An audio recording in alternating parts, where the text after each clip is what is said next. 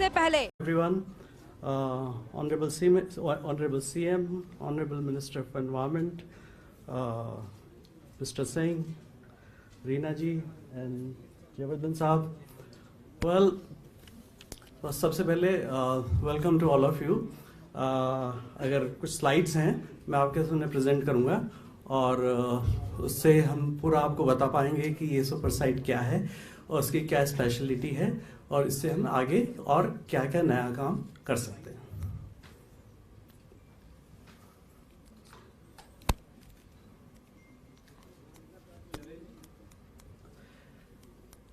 आप देखेंगे कि इसके अंदर जो है प्रश्न ये उठता है कि हम ये क्यों करना चाहते हैं, रियल टाइम की क्या आवश्यकता है. रियल टाइम सोर्स अप्रोचमेंट, जो सोर्सेज की जो अलग अलग एयर क्वालिटी, जो ब्रीदिंग लेवल एयर क्वालिटी है, उसका क्या क्या योगदान है, कितना कितना डिफरेंट सोर्सेज का योगदान है, तो उसको हम कॉज इफेक्ट रिलेशनशिप बोलते हैं, वो हमें जानना बहुत जरूरी होती है. तो जैसे हम पर्टिकुलर सोर्स जो हमारे लिए प्रॉब्लमेटिक है उसको हम कंट्रोल करें. तो पहले क्या होता था कि हम सैंपल लेते थे, फिल्टर पेपर में लेके आएंगे, एनालिसिस करेंगे, 2-2, 3-3, 4-4 महीने उस एनालिसिस में लग जाते थे. तो इस चीज से स्पेशल ये है कि हम इसको लगभग हर घंटे में ये देख सकते हैं कि कौन से सोर्स का कितना योगदान PM 2.5 ब्रीदिंग लेवल पे कितना है, वो एक विशेष बात है इसके अंदर. दूसरा ये है कि जो इसके अंदर जो खास बात ये है कि हमने इसके अंदर फोरकास्टिंग वाला कंपोनेंट को बहुत स्ट्रांग किया है. फोरकास्टिंग से क्या होता है कि हर एक व्यक्ति विशेष भी कुछ अपना डिसीजन ले सकता है. पोल्यूशन कंट्रोल मेजर्स के टेंटेटिव या प्रपोज डिसीजंस ले सकते हैं कि अगले 3 दिन के अंदर हमें क्या करना है. तो खास ये है कि इसके अंदर जो मशीन लर्निंग वाला पार्ट है, तो हमने बहुत सारा डेटा पिछले 10 साल का डिफरेंट लोकेशंस है दिल्ली के अंदर, वो डेटा लिया, उस डेटा को हमने कनेक्ट किया उसके साथ में विंड स्पीड क्या है, विंड डायरेक्शन क्या है. तो हमने मशीन को लर्न कराया कि ये अगर ऐसी स्थिति होगी तो एयर क्वालिटी कैसी होगी. तो इसमें IIT दिल्ली, जैसे कि बताया मैंने आपको, उनकी खास भागीदारी थी. तो IIT दिल्ली टीम ने इसको विशेष रूप से बनाया है. लास्टली इसमें जो विशेष बात यह है कि आखिर हम मेजरमेंट करके करेंगे क्या. उसका विशेष यह है कि मेजरमेंट करने के बाद में हमको एक्शंस लेना जरूरी है. तो उस विषय में यह है कि हम एक्शंस शॉर्ट टर्म पे हम एक्शन बता सकते हैं कि शॉर्ट टर्म पे क्या एक्शन लेना है और लॉन्ग टर्म पे क्या एक्शन लेना है. तो एक्शन ओरिएंटेड ये जो है स्टडी है वो है measurements are important but action is more important connected to the measurements and quality interpretations. ये आप ये देखिए, ये जो खास इसके जो कंपोनेंट्स हैं, क्या क्या विशेषताएं हैं इसकी. तो सुपर साइट इज अभी CM साहब ने इसको इनॉग्रेट किया. तो इसमें भांत की मशीनें हैं और बहुत प्रिसाइज मशीनें हैं जिससे कि हम बहुत प्रिसाइजली जान सकते हैं कि हर घंटे में क्या हो रहा है. दूसरा एक मोबाइल लैब होगी. तो मोबाइल लैब में भी ये कैपेबिलिटी होगी कि वो हर घंटे में अपोर्शनमेंट कर सके. मोबाइल होने की विशेषता ये है कि हम इसको जहां कहीं भी ले जाएंगे, हॉटस्पॉट पे लेके जाएं और हम देखना चाहें लोकली वहां पे क्या हो रहा है तो उसको हम देख पाएंगे. तीसरा कंपोनेंट आप देख रहे हैं जो फोरकास्टिंग का है. ये अगेन मैंने आपको ब्रीफ कर दिया है कि हर घंटे हम फोरकास्ट कर पा रहे हैं और उस फोरकास्ट की एक्यूरेसी भी चेक कर रहे हैं कि ये अगले घंटे में अगले 3 दिन तक क्या होने की संभावना है. तो फोरकास्ट होप करते हैं फोरकास्ट हमेशा अच्छा रहे, पर कभी कभी फोरकास्ट तो फोरकास्ट ही है. तो लेकिन generally it works very well actually because is based on the machine learning. Finally हमने इसके अंदर जो पूरे NCR क्षेत्र में क्या क्या एमिशंस हो रहे हैं, जो सेंटर में आप देख रहे हैं वो दिल्ली है और उसके आसपास के एमिशंस जो कि क्वांटिटी वाइज वो कितने हैं, तो उसको इसमें दर्शाया गया है. इसको हमने काफी फाइन रेजोल्यूशन पे बनाया है और इसको टेरी ने बनाया है इसको. लास्टली आप ये देखते हैं, ये तो उसकी वेबसाइट है जैसे कि सारा डेटा एक जगह इकट्ठा हो रहा है, सारे डेटा का इंटरप्रिटेशन हो रहा है, विश्लेषण हो रहा है, सोर्सेज को आइडेंटिफाई किया जा रहा है, तो और उसको डिपिक्ट करके तो जिससे कि जो डिसीजंस हैं वो लिए जा सके और उसको इस फॉर्म में देख सके जिस फॉर्म में हमको आसानी से समझ में आता है और क्विक डिसीजन मेकिंग इससे वेबसाइट से संभव होगी. ये स्लाइड है CM साहब इसमें एक रेगुलर निरंतर रूप से मीटिंग्स करते थे और उनका जो गाइडेंस मिलता था हमको, और साथ में ये भी मिलता था कि और विशेष क्या करना है और जिससे और कुछ कोई भी इम्पेडिमेंट से कोई कमी होती थी तो वो दूर की जाती थी. और इसका विशेष हमको बहुत हर तरीके से सपोर्ट डिपार्टमेंट एनवायरनमेंट से और सब जगह से हमको इसका सपोर्ट मिला. तो इस वजह से हम बहुत एक सीमित समय में भी ये कार्य कर पाए. ये आपको एक एग्जांपल दिखा रहा हूं मैं. इसमें ये है कि आप देखिए पिछले 3 महीने में क्या स्थिति थी. तो उसमें आप देख लीजिए कि सेकेंडरी इनऑर्गेनिक एरोसोल्स वो होते हैं जनरली कि वो कि एटमॉस्फेयर में बनते हैं और वो काफ़ी दूर से ट्रैवल करके आते हैं। तो उसका एक जो भाग है आप देख रहे हैं लगभग 33%, व्हीकल्स का अबाउट 17% आप देख सकते हैं। बायोमास बर्निंग उस वक्त नवंबर, दिसंबर, जनवरी 3 महीने जो पास 3 महीने देखें तो एक सिग्निफिकेंट था this thing. Coal and fly ash, certain amount of domestic and others. So लेकिन आप ये देखेंगे जो पिक्चर लेटेस्ट है उसके अंदर आप देखेंगे तो जो बायोमास बर्निंग कम हो गई है, व्हीकल्स लगभग उतने के उतने ही, रूटीन में व्हीकल्स लगभग उतने ही रहते हैं। तो इस तरह से हम पूरा ब्रेकडाउन पूरे सीजन का, महीने का, वीक का और डेली का हम कर सकते हैं। तो जो मंथली किया हमने या 3 महीने किया तो उसमें हम लॉन्ग टर्म डिसीजन ले सकते हैं, बिकॉज वो हमको लॉन्ग टर्म ये पिक्चर है हमारे पास में, और शॉर्ट टर्म डिसीजन भी हम इसमें ले सकते हैं। दिस ये एक रिप्रेजेंटेटिव है हर घंटे क्या हो रहा है। जैसे कि मैंने आपको बताया कि जो मशीन्स हैं काफ़ी सोफिस्टिकेटेड हैं, काफ़ी एक्यूरेटली वो कर सकती हैं। तो ब्रीदिंग लेवल का अपोर्शनमेंट आप देख पा रहे हैं हर घंटे। तो ये ऊपर वाला जो सेकेंडरी कंपोनेंट है, जो रेड वाला है वो व्हीकल्स है, तो ब्लू वाला जो बायोमास बर्निंग है विच कैन बी वेरी काफ़ी वेरी होता रहता है। फाइनली ये जो है प्रोजेक्ट जो आपको जस्ट फॉर द एग्जांपल कि नेक्स्ट 3 दिन में क्या हो सकता है। एयर क्वालिटी, बारिश हुई है तो मॉडल भी ये बता रहा है कि बारिश होने के चलते आपके अगले 3 दिन की एयर क्वालिटी काफ़ी अच्छी रहेगी। मतलब दूसरा एक शॉर्ट टर्म भी देख सकते हैं, हर घंटे क्या हो रहा है, पूरे दिन का एवरेज भी देख सकते हैं इसके अंदर। तो इस तरह से ये सारी इंफॉर्मेशन है जो भी एक्शन लेना है हमको उसके लिए बहुत उपयोगी है, फोरकास्टिंग पॉइंट ऑफ व्यू से भी और करंट पॉइंट ऑफ व्यू से भी। ये है अब आगे हम क्या करेंगे, ये एक विशेष बात है।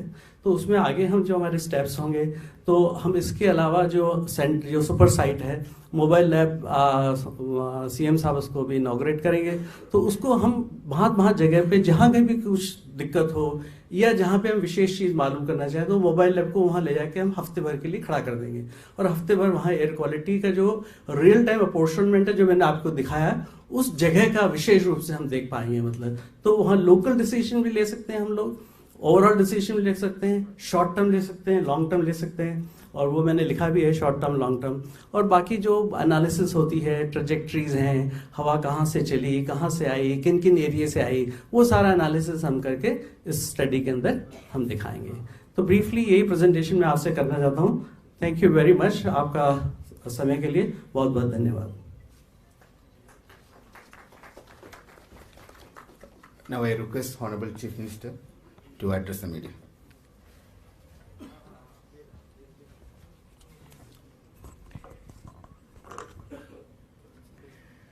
आप सब लोगों का बहुत बहुत शुक्रिया, आज आप लोग समय निकाल के यहाँ पे आए। हमारी सरकार पोल्यूशन को लेके बहुत ज़्यादा सिंसियर है और बहुत ज़्यादा सीरियस है। इसके लिए पिछले कुछ सालों में जब से हमारी सरकार बनी है कई सारे एफर्ट्स किए गए हैं। जैसे इलेक्ट्रिक व्हीकल पॉलिसी बनाई गई और आज दिल्ली में सबसे ज़्यादा, पूरे देश में सबसे ज़्यादा इलेक्ट्रिक व्हीकल्स दिल्ली के अंदर बिक रहे हैं। मात्र कुछ सालों में जो हमारे टारगेट्स हमने रखे थे उससे कहीं ज़्यादा हम एक्सीड कर गए हैं। दिल्ली के अंदर पब्लिक ट्रांसपोर्ट को सुदृढ़ करने के लिए दिल्ली मेट्रो तो पहले चल ही रही थी, लेकिन दिल्ली में बसों की बहुत कमी थी। लेकिन अब दिल्ली के अंदर बसों की कमी भी पूरी करते जा रहे हैं। कई हज़ार बसेस पिछले कुछ 1-1.5 साल के अंदर हमने खरीदी हैं और आने वाले सालों के अंदर और कई बसें खरीदने की ज़रूरत है। और 2025 तक उम्मीद है कि 10-11 हज़ार के करीब बसेस हो जाएंगी और इनमें लगभग 80% बसेस जो हैं वो इलेक्ट्रिक बसेस होंगी। इसके अलावा ट्री ट्रांसप्लांटेशन पॉलिसी लागू की गई और बड़े स्तर के ऊपर पेड़ों को उगाया गया, पेड़ों को लगाया गया, जिसकी वजह से आज दिल्ली का फॉरेस्ट कवर बढ़ के 23.6% हो गया है। ये अपने आप में मायने रखता है क्योंकि दिल्ली का forest cover over a period of time घटने की बजाय बढ़ रहा है। पूरे देश में अन्य शहरों में देखने में आया है कि ट्री कवर जैसे जैसे विकास होता है, पेड़ काटे जाते हैं, ट्री कवर घटता है। दिल्ली के अंदर हम विकास भी हो रहा है लेकिन उसके साथ साथ ट्री कवर जो है, फॉरेस्ट कवर घटने की बजाय बढ़ रहा है। आज की डेट में वो 23.6% है। नेशनल एवरेज 20% है, उससे ज़्यादा है ये। जब जब ज़रूरत पड़ती है तब तब ग्रेडेड एक्शन प्लान तुरंत लागू किया जाता है। और साल दर साल अब देखने में आया है कि जो सीवियर पोल्यूशन वाले दिन हैं वो इस साल घट के केवल 3 दिन, इस साल नवंबर के पीक महीने में केवल 3 सीवियर डेज थे, which is much less than the last few years.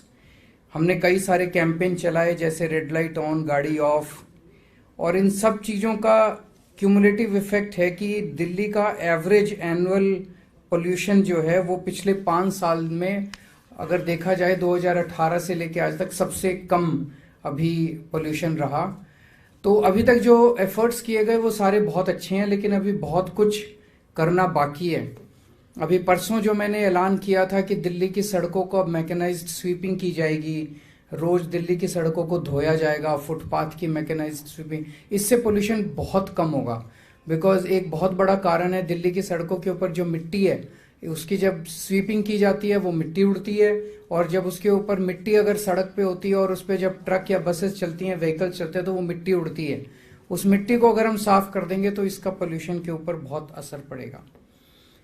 अभी तक जब भी हम पोल्यूशन को कैलकुलेट एनालाइज करने की बात करते थे तो कहा जाता था एक स्टडी 2013 में की गई थी, एक 2017 में की गई थी। तो जितनी स्टडीज हुई वो स्टडीज वन ऑफ स्टडीज थी। जैसे मान लीजिए फलाने जून के महीने में 2014 में कोई स्टडी की गई, अब वो 30 दिन 35 दिन तक अलग अलग जगह से सैंपल लिए गए, कोई सुबह लिया गया, कोई दिन में लिया गया, कोई शाम को लिया गया, उन सबको मिला के एक स्टडी की गई, और उस स्टडी के आधार पे सारी सरकार की पॉलिसीज अभी तक बनी जो कि बिल्कुल गलत है। अभी जैसे शर्मा जी ने दिखाया आपको कि एक एक घंटे के अंदर पोल्यूशन के कंपोनेंट्स बदल रहे हैं। 8 बजे पोल्यूशन के कारण कुछ और थे, 9 बजे पोल्यूशन के कारण कुछ और थे, सोमवार को पोल्यूशन के कारण कुछ और हैं, मंगलवार को पोल्यूशन के कारण कुछ और हैं। तो जब तक हम पोल्यूशन के सोर्सेज को रियल टाइम बेसिस पे कैलकुलेट करके एनालाइज नहीं करेंगे तब तक कोई भी पॉलिसी डिसीजन जो है वो सब गलत होंगे। सो अभी शर्मा जी ने कुछ बताया, मैं भी इस पर कमेंट करूंगा। तो जो अभी हमने देखा, अब हमने आईआईटी दिल्ली, आईआईटी कानपुर, टेरी, डीपीसीसी, इन सब ने मिलके real time source apportionment, real time मतलब अभी इस वक्त दिल्ली की हवा में किस वजह से कितना पोल्यूशन है, इस वक्त व्हीकल्स की वजह से कितना पोल्यूशन है, कूड़ा जलाने की वजह से कितना पोल्यूशन है, डस्ट की वजह से कितना पोल्यूशन है, कोयला जलाने की फ्लाई ऐश की वजह से कितना पोल्यूशन है, इस वक्त रियल टाइम बेसिस पे कितना पोल्यूशन है दिल्ली की हवा के अंदर, किस वजह से। ये इन मशीनों के द्वारा हमने जो भी बेस्ट अवेलेबल मशीन थी दुनिया में उन सब मशीन को प्रोक्योर करके और वो रियल टाइम सोर्स अपॉर्शनमेंट हमने करना चालू किया। तो एक तरफ तो ये अभी क्या सिचुएशन है वो बताएगा, और दूसरी तरफ ये फोरकास्ट भी करेगा कि अगले 3 दिन में आवरली बेसिस पे ये फोरकास्ट करेगा कि क्या उम्मीद की जा सकती है। और ये एक तरह से पिछले 1-1.5 साल से तो शर्मा जी और उनकी टीम काम कर रहे हैं। मैं उनको बधाई देना चाहता हूं कि वो यहां तक पहुंचे। दिल्ली सरकार इस पे 3-4 साल से लगी हुई है। उसके पहले हमने वॉशिंगटन से भी कांटेक्ट किया था, लेकिन हमारे कई सारे प्रयास सफल नहीं रहे।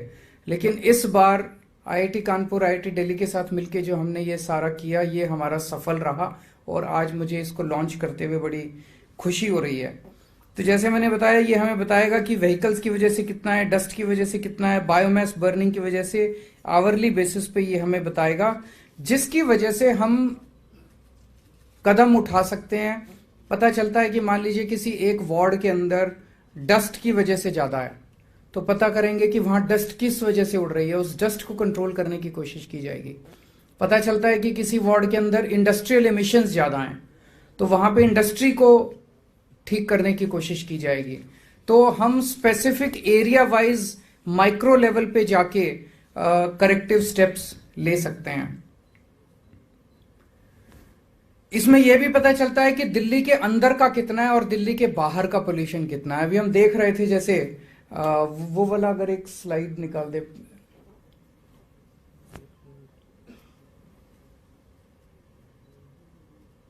यही वाला, ये वाला। इसमें अगर हम देखें 24%, ये नीले वाला जो है ये तो बायोमास बर्निंग है, वो बाहर वाला ऑरेंज, और ये येलो वाला, सेकेंडरी इनऑर्गेनिक, ये वाले जो हैं ये बाहर के हैं। हम देख रहे हैं कि लगभग 1/3 पोल्यूशन जो है दिल्ली का वो बाहर के सोर्सेस से है।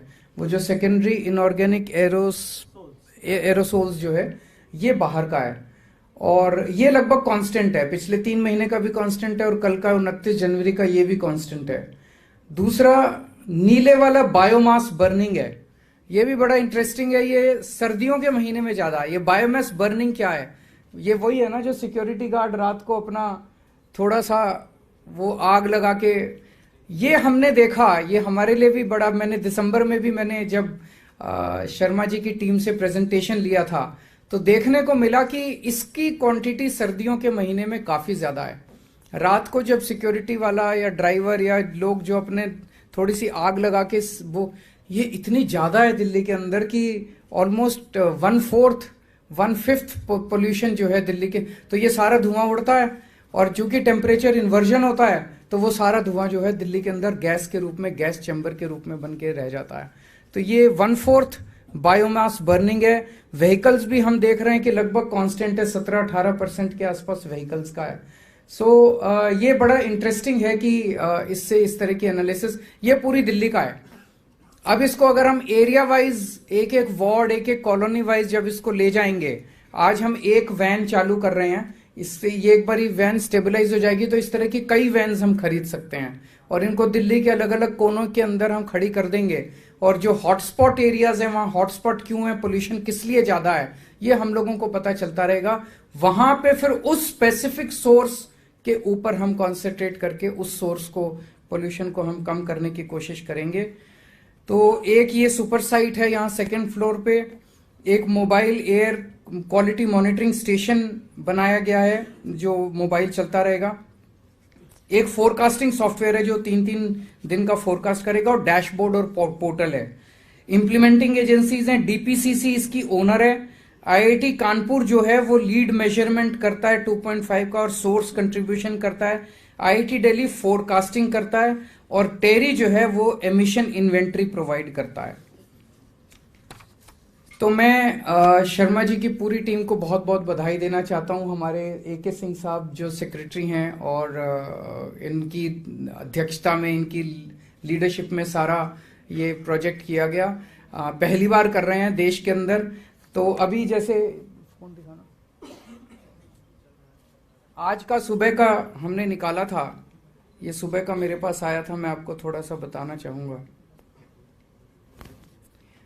जैसे आज सुबह 8 बजे दिल्ली के बाहर के सोर्सेज का 35% पोल्यूशन था, बायोमास बर्निंग का 26% था और व्हीकल्स का लगभग 35% था। मोटा मोटा ये था। 9 बजे बाहर वाला 35% से घट के 29% हो गया। बायोमास बर्निंग उतना ही रहा और व्हीकल्स जो है वो 35% से घट के 26% हो गया और अदर सोर्सेज 11%। 10 बजे बाहर वाला उतना ही रहा, बायोमास बर्निंग जो है वो 0 हो गया। तो 10% तक जो लोग अपना छोटे छोटे लगा के बैठे हुए तो वो सब अपने शायद दफ्तर चले गए, वो सारी आग खत्म हो गई। तो जो बायोमास बर्निंग 26% था 8 बजे, वो 10 बजे तक 0% हो गया बायोमास बर्निंग। व्हीकल्स का उतना ही रहा जितना सुबह था। तो ये बड़ा इंटरेस्टिंग है कि जिस तरह से हम इसको आवरली बेसिस पे एनालाइज करके और हमें एग्जैक्ट पता चल जाता है कि कहाँ किस वजह से पोल्यूशन है। सो मैं समझता हूँ कि इससे हमें पोल्यूशन को कंट्रोल करने में काफी मदद मिलेगी। अगर आपके कोई क्वेश्चंस हैं तो आप पूछ सकते हैं।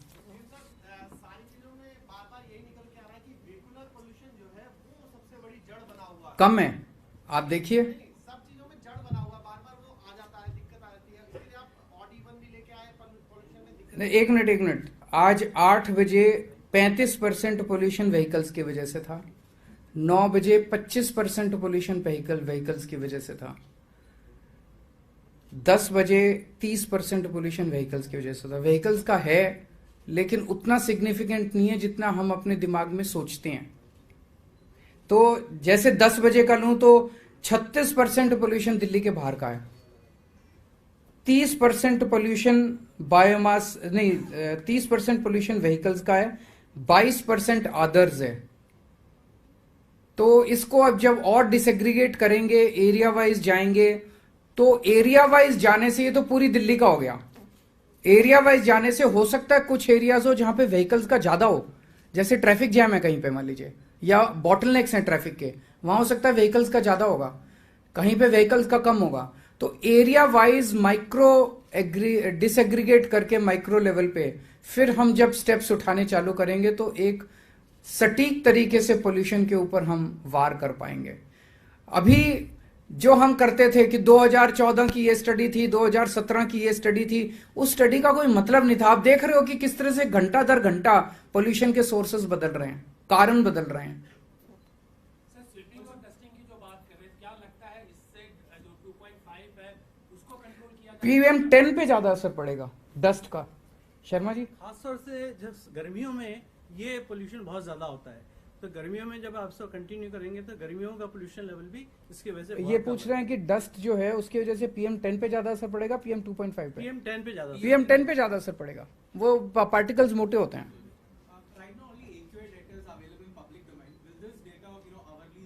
ये अब आपको वेबसाइट पे है, ये क्या वेबसाइट है?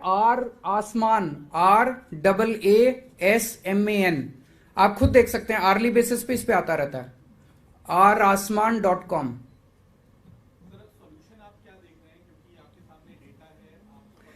जैसे मैंने बताया अभी, इट इज टू अर्ली। जैसे मान लीजिए किसी वार्ड के अंदर पता चला कि इंडस्ट्रियल इमिशन ज्यादा आ रहा है, तो वहां पे देखना पड़ेगा कि आसपास जो इंडस्ट्रियल एरिया है वो इसका मतलब कारण है। कहीं पे पता चला कि व्हीकल का पोल्यूशन ज्यादा आ रहा है, इसका मतलब कोई व्हीकल के बॉटलनेक्स हैं, वहां फ्लाईओवर बनाने की जरूरत है, या वहां पे कोई और यू टर्न देने की जरूरत है ताकि व्हीकल के बॉटलनेक्स को हटाया जा सके। तो अभी ओवरऑल एग्रीगेटेड पोल्यूशन के डेटा के बेसिस पे जब पूरी दिल्ली की पॉलिसी बनाते थे वो गलत था। दिल्ली में अलग अलग जगह पोल्यूशन के अलग अलग कारण हैं, वो कारण आइडेंटिफाई करके उस एरिया के उस सोर्स को खत्म करना पड़ेगा, तो एग्रीगेट लेवल पे पोल्यूशन दिल्ली का कम हो जाएगा। Thank you.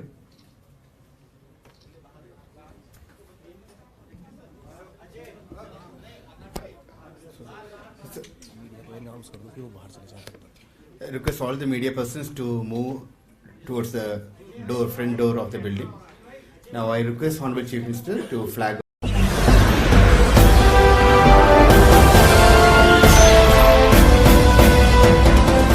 आप देख रहे हैं लाइव न्यूज 99, राष्ट्र सबसे पहले।